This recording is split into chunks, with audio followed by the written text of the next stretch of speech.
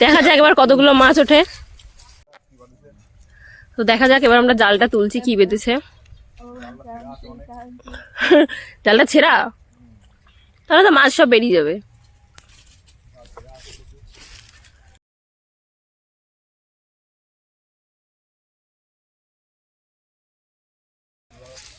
বেঁধেছে, কিছু বাঁধেনি।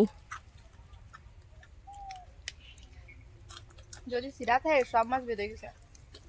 এই বেঁধেছে বেঁধেছে বেঁধেছে, এবার তেলাপিয়া পেয়েছি আমরা।